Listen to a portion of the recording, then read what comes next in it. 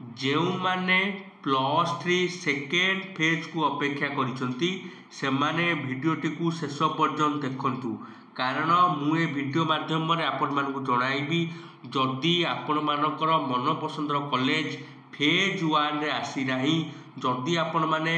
Phase 1 रे admission न करंती ताहाले कोन आपण मानकू फेज 2 रे सीट मिलिबो किंबा नाही आपण माने भिडियोटी को शेष पर्यंत देखिले ही जानि पारिबे। देखंतु ए प्रश्न मते अनेक जन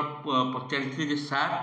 आज एपर्यंत फास्ट सिलेक्शन सरीगलानी सेकेंड सिलेक्शन सरीगलानी एवं थर्ड सिलेक्शन रिसेंट आसी सारी किंतु आम मानू मन पसंदर कॉलेज आमर सिलेक्शन आसी नाही आमको अन्य गोटे कॉलेज सिलेक्शन आसी आमे जदि फेज 1 रे बा सिलेक्शन आसी कॉलेज रे एडमिशन न करू कौन आमको फेज 2 रे सही कॉलेज बा मन पसंदर कॉलेज मिलिबार संभाव्यता केते बा मिलिबो किंबा मिलिबो नाही। चलतु ये प्रश्नर उत्तर आपण मानके वीडियो रे मु जणाइबी वीडियोटी को शेष पर्यंत देखिए। वीडियो आरंभ करने पूर्वर आपण निमंते गोटे गुरुत्वपूर्ण सूचना मु वीडियोर डिस्क्रिप्शन बॉक्स रे आपण मानकू आम Telegram channel PDF market link देदेवी आपण मैंने पचारि पारती आम कौन पाई आपण टेलीग्राम चैनल जॉइन हबू। देखु टेलीग्राम चैनल में ओडिशार समस्त एजुकेशन इनफॉरमेशन आपण मानकू जनाऊँगी ता सहित जदि आपण मानक प्लस रिलेटेड किसी भी डाउट अच्छी आपण माने चाहिए मत से डायरेक्ट पचारि पारिबे मुझे आपण मानक डाउट करने लाइव आसूची तो आपण माने चाहिए सेठी लाइव रे जॉइन है मत सीधा सड़क पचारे मुझे इनस्टाट आपण मानकर क्वेश्चन सॉल्यूशन देबी बा आपण माने से निजर इनस्टाट आंसर पाई परिबे। चलंतु आरंभ करिबा आजिर इंपोर्टेंट वीडियो। प्रथमे बुझी नबा जे फेज 2 कौन पाई आसे कहीं आसे। देखु फेज 2 मुख्यतः दुई गोटी रिजन पाई आसे। प्रथम रिजन हूँ फेज 1 ने जो सीट गुड़िक बड़का रहा बुझीपारे फेज 1 सही सारापर जो सीट गुड़िक भाकांट रहा आपण मानकर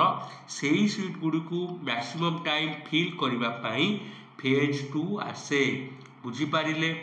एवं आउ गोटे क्वेश्चन बा आउ गोटे पॉइंट है जो मैंने सपोज इंस्टांट एग्जाम देइथिलबे बा आपण माने जानिचंती +2 इंस्टांट एग्जाम रिजल्ट बाहरी सारी किंबा जो माने सप्लीमेंटरी एग्जाम देइचंती से माने तो पुनी +3 एडमिशन करिवे सेमानक पाई मध्य फेज 2 आसे बुझी पारिले। फेज 2 कौन पाई आसे एवं फेज 2 रे केते सीट बड़का रुए ता फेज 1 सरी सारा मैंने शेष हो सारा पर ही जना पड़े। देखो आपण मानकर फेज 1 अगस्त 1 कि 2 आपण मानक प्रायतः शेष हो 1-2 पर आपण मानक जना पड़ो जे फेज 1 केते गोटी सीट बड़का रही। आपण मानक आउ गोटे गुरुत्वपूर्ण सूचना दूसरी ओडिशार जो भी टॉप यूनिवर्सिटी है कि ऑटोनोमस जहाँ भी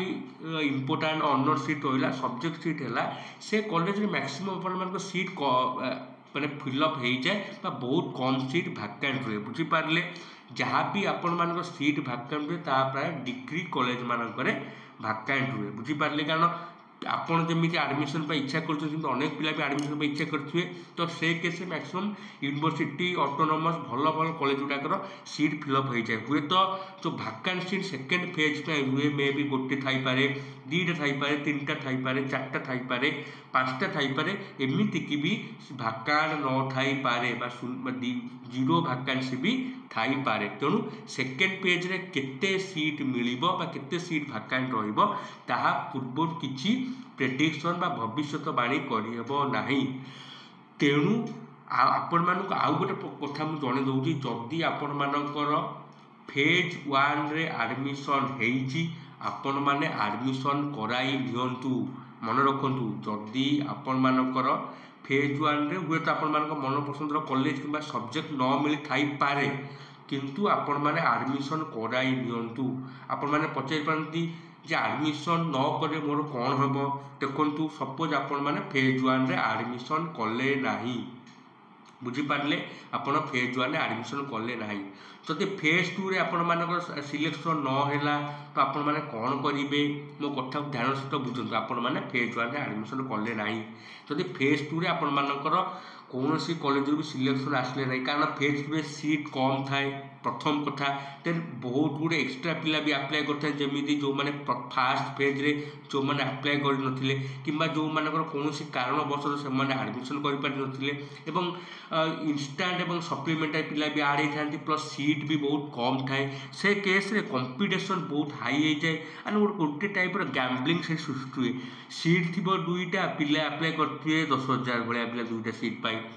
तो से केस रे आपण मानकर सीट पाइबार चांसेस कम आपड़ से फेज 1 रु सीट छाड़ी आसुवे जदि आपण मानक फेज 2 सीट न मिलला आपण मानकर गोटे वर्ष बर्बाद ध्यान दिंतु आपण फेज 1 रे आडमिशन नेले नाही फेज 2 रे मध्य आपण मानकर सीट आपको मिलले नाही तेणु आपण मानकर गोटे वर्ष से गैप चाहे नेक्स्ट ईयर आपण माने आडमिशन करें से कहूँ आपण मैंने फेज 1 रे आडमिशन नहीं जातु जदि आपण मानक सेकेंड फेज रे अपॉर्चुनिटी मिलूची आपण अप्लाई करदेवे जदि भी आपण मानकर सिलेक्शन आसूची आपण कौन करेंगे फेज 1 रे जो कॉलेज रे एडमिशन नहीं से कॉलेज सीएलसी नहीं पुणी नुआ कॉलेज बा जो मनपसंद कॉलेज आपण मान सिलेक्शन होइतिबो से कॉलेज आपण माने एडमिशन नहीं पारिबे आपण मान को फिजिकल सीएलसी पूर्व कॉलेज नहीं एडमिशन नहीं पारिबे तो आपण मान कहूची निज एडमिशन को प्रथम सेफ जोन रखंतु बा प्रथम गोटे कॉलेज एडमिशन हेई निजर एडमिशन को सेफ करनियंतु बा बुकिंग करनियंतु देन गोटे जगह एडमिशन थाई आपण माने नेक्स्ट फेज रे ट्राए करें देखु एपर्यंत सेकेंड फेज कौन गाइडलाइंस बा नोटिफिकेशन आसी नाही मु आगु अनेक थर कही फेज 1 सरी सारा आपण मानकर फेज 2 पाई नोटिफिकेशन आसीबो तेणु आपण मानकु अनुरोध जदि आपण मानकर फेज 1 रे मन पसंद कॉलेज मिलनी आपण माने एडमिशन रु ओहरंतु नाही सेठी एडमिशन नहीं जातु जदि सेकेंड फेज आपण मान अपॉर्चुनिटी मिलूची आपण मान अप्लाई करंतु ताहाले जदि सिलेक्शन हो फेज 1 जो कॉलेज आप एडमिशन नहीं से कॉलेज सीएलसी नहीं पूर्व कॉलेज नुआ एडमिशन होता कॉलेज रे एडमिशन नहीं पारिबे जदि आपण माने यह सुनी सारा पर निज कैरियर प्रति रिस्क नहीं पारिबे सेटा आपन को निर्भर करे मु आपण मान रेकमेंड करी प्रथम एडमिशन नहीं जाई निजको गोटे सेफ जोन रखी दिंतु देन आपण नेक्स्ट पाई ट्राए करूँ आशा करे भिडियोटी आपण मानक साहाଯ୍ୟ निश्चित भाव लगे तेणु आपण मैंने जहाँ भी निष्पत्ति ने उचित भाव निष्पत्ति ने मुझे आउ थे कहूँ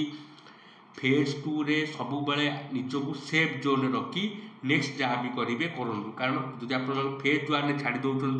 सपोज फेज 2 आप सीट मिलला ना